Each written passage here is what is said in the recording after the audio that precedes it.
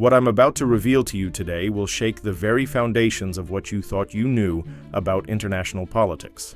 The Canadian government, led by the RCMP, has just exposed one of the most shocking diplomatic scandals in recent history, and at the center of it all is Jagmeet Singh, the leader of Canada's new Democratic Party. This isn't just another political controversy. This is a story about foreign interference, death threats, criminal networks, and a government that allegedly orchestrated violence on Canadian soil. Jagmeet Singh didn't just reveal a secret. He became the target of an operation so dangerous that he considered stepping down from politics entirely. Stay with me, because what you're about to learn will change how you see Canada-India relations forever. Before I dive into this explosive story, make sure you hit that subscribe button and give this video a thumbs up. This is exactly the kind of content that gets buried by algorithms, so your engagement helps ensure more people see the truth. And please, leave a comment below. I want to know what you think about these revelations, because they're absolutely staggering. Let me take you back to October 2024, when the Royal Canadian Mounted Police made an unprecedented announcement that sent shockwaves through diplomatic circles worldwide. For the first time in RCMP history, they publicly disclosed ongoing investigations to warn the Canadian public about what they called an extraordinary situation. What they revealed was nothing short of explosive. Agents of the government of India were directly involved in serious criminal activity on Canadian soil, including homicides, extortions, and intimidation campaigns targeting Canadian citizens. But here's where it gets personal for Jagmeet Singh. In late 2023, the RCMP contacted Singh with information that would chill anyone to the bone. They had uncovered a credible threat to his life, a threat so serious that they immediately placed him and his entire family under heavy police protection. Singh himself described the moment he received this news. "When I got that threat, I was floored. This wasn't just political posturing or empty threats from online trolls. This was a coordinated effort that had the full attention of Canada's premier law enforcement agency. The threat was so severe that Singh, a man who has dedicated his life to public service and fighting for Canadian values, seriously considered stepping down from politics entirely." Think about that for a moment. A democratically elected leader of a major Canadian political party was being forced to consider abandoning his role because of threats emanating from a foreign government. This isn't just an attack on Singh personally, it's an attack on Canadian democracy itself. What makes this story even more chilling is the broader context that the RCMP revealed. They didn't just uncover threats against Singh, they uncovered an entire network of criminal activity orchestrated by Indian government agents. We're talking about homicides, actual murders, carried out on Canadian soil. The most prominent case involves Hardeep Singh Nijjar, a Sikh activist who was gunned down in Surrey, British Columbia, in June 2023. The RCMP has directly linked this assassination to Indian government agents, but the criminal network goes far beyond assassination. The RCMP documented extensive extortion schemes, intimidation campaigns, and harassment operations targeting Canadian Sikhs who advocate for Khalistan, an independent Sikh homeland. These weren't isolated incidents or rogue operations. According to the RCMP, this was a systematic campaign of violence and intimidation orchestrated at the highest levels of the Indian government. The evidence was so compelling that Canada took the extraordinary step of expelling 6 Indian diplomats, including the High Commissioner, essentially India's ambassador to Canada.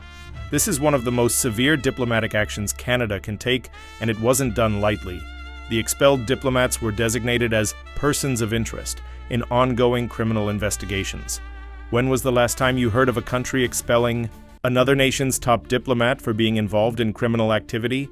This is unprecedented. Singh's response to these revelations has been nothing short of courageous. Despite the personal threats he faced, despite considering stepping down for his family's safety, he chose to stay and fight. He didn't just make generic statements about being concerned, he took concrete action, calling for emergency meetings of the House Public Safety Committee and demanding that the federal government impose sanctions on Indian diplomats involved in these criminal activities. But Singh went even further. He called for Canada to ban the Rashtriya Swayamsevak Sangh, known as the RSS, a Hindu supremacist organization that he argues is at the root of this systematic persecution of Sikhs. This wasn't a popular political move. It was a principled stand that put him at even greater risk. By naming the RSS specifically, Singh was calling out one of the most powerful political organizations in India, one with deep connections to the ruling Bharatiya Janata Party. The implications of what Singh revealed go far beyond Canada's borders. If Indian government agents are operating criminal networks in Canada, what's happening in other countries with significant Sikh populations? The United States has already indicated they're investigating similar activities. The United Kingdom has raised concerns. Australia has expressed worry about foreign interference. Singh's courage in speaking out may have exposed a global network of state-sponsored terrorism. What's particularly disturbing is how sophisticated this operation appears to have been. The RCMP didn't stumble upon a few rogue agents operating. Independently, they uncovered what they describe as the breadth and depth of criminal activity orchestrated by agents of the Government of India. This suggests a well-funded, well-organized, long-term operation with multiple layers and objectives. The timing of Singh's decision to go public with the threats against him is also significant. He revealed this information during the 2025 federal election campaign when he could have easily kept it quiet to avoid controversy. Instead, he chose transparency, telling Canadians that during the campaign people had shared their own stories of intimidation and threats with him. He realized that his experience wasn't isolated. It was part of a broader pattern of foreign interference targeting Canadian citizens. The personal cost to Singh and his family cannot be understated. Living under police protection, knowing that agents of a foreign government want you dead, having to consider whether your political career is worth risking your family's safety, these are not burdens that anyone should have to bear in a democracy. Yet Singh bore them, and he chose to fight back rather than be silenced. The response from India's government has been predictably defensive. They've denied all allegations, called the charges baseless, and accused Canada of harboring terrorists and extremists, but their actions speak louder than their words. When Canada approached India with evidence of their agents' criminal activities and asked for cooperation, India refused. They wouldn't even engage with the evidence that the RCMP had gathered. This refusal to cooperate forced Canada's hand.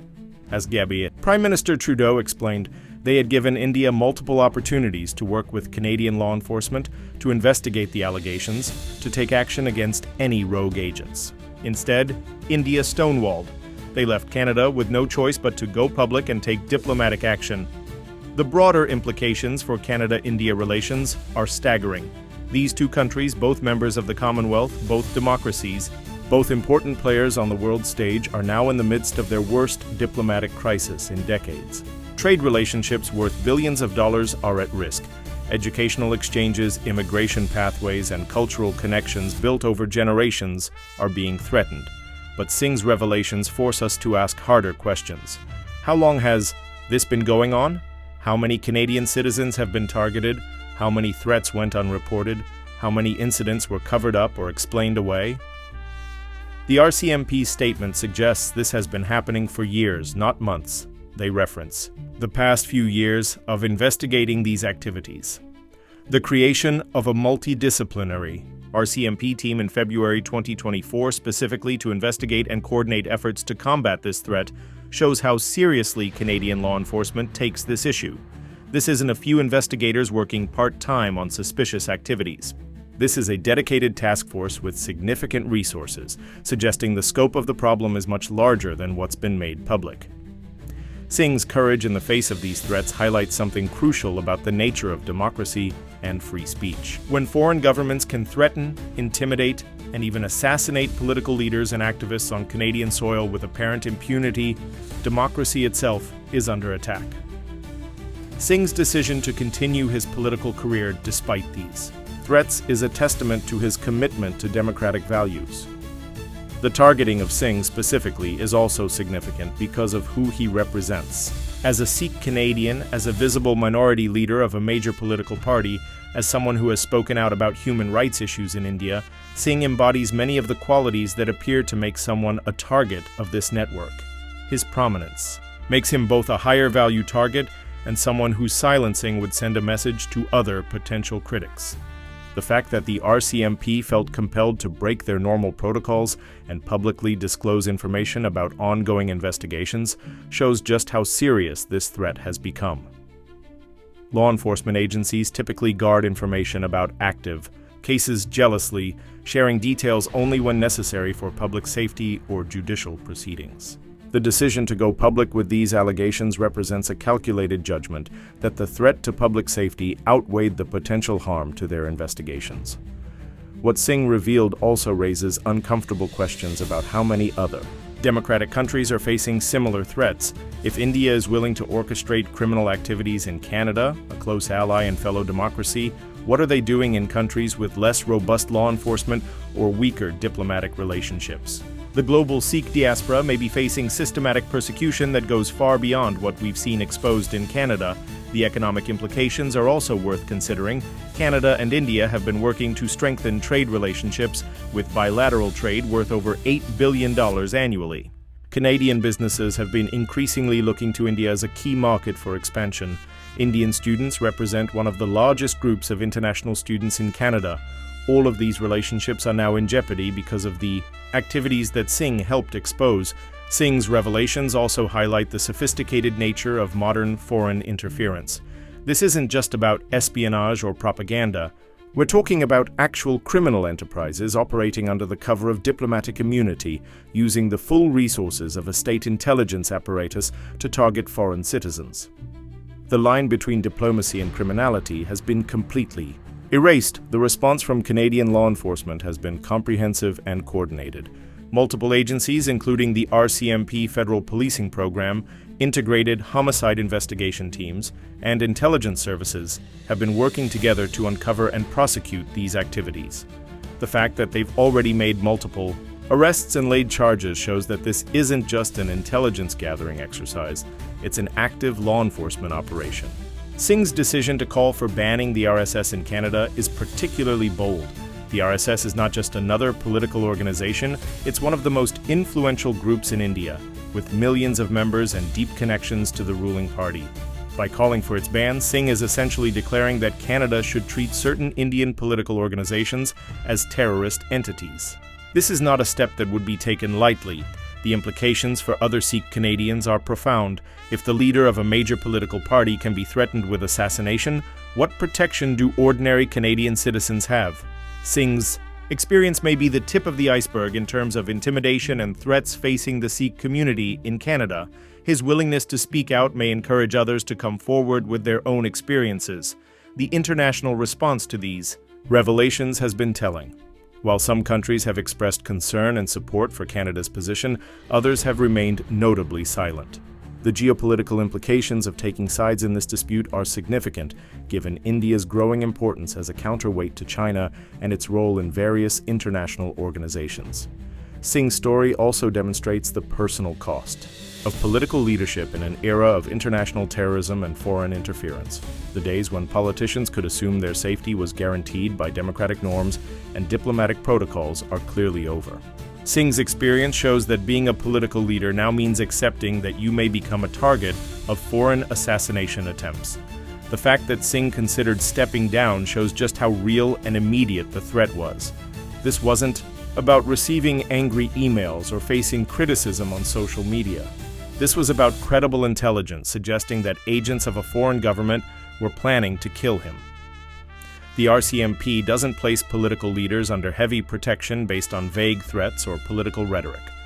What makes Singh's decision to stay in politics even more remarkable is that he made it while knowing the full extent of the threat. He wasn't operating under illusions about his safety or the seriousness of the situation. He made a conscious choice to put his principles and his commitment to democracy ahead of his personal safety and family security.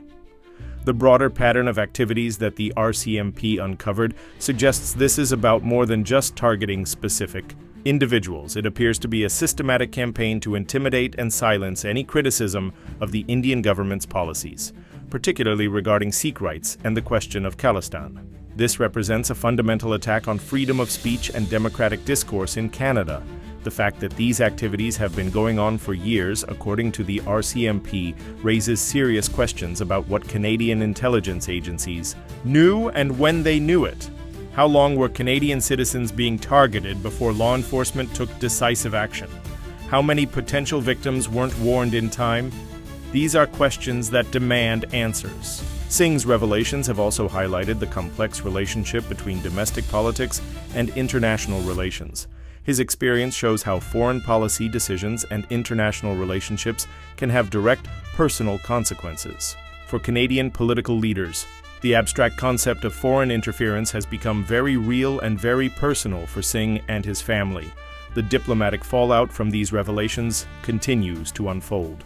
The expulsion of Indian diplomats was just the beginning. Trade relationships, immigration policies, and international cooperation agreements are all being reevaluated in light of these criminal activities. The long-term consequences for Canada-India relations may take years to fully understand. But, perhaps most importantly, Singh's courage in speaking out may have prevented other attacks. By exposing this network, by forcing it into the light of public scrutiny, he may have saved lives. Other potential targets now know to be vigilant. Law enforcement agencies are on high alert. The criminal network has been disrupted, at least temporarily. The story Jagmeet Singh revealed is ultimately about the price of democracy and the cost of standing up for your principles. In an era where authoritarianism is rising globally, where democratic norms are under attack, where foreign interference is becoming more sophisticated and more dangerous, Singh's example shows what it means to defend democratic values even when it puts your life at risk. This isn't just about Canada and India. This isn't just about Sikh politics or Kashmir or Khalistan. This is about whether democratic countries will allow foreign governments to terrorize their citizens, assassinate their political leaders, and undermine their sovereignty. Singh's revelations have forced this question into the open, and how the international community responds will shape the future of democracy itself.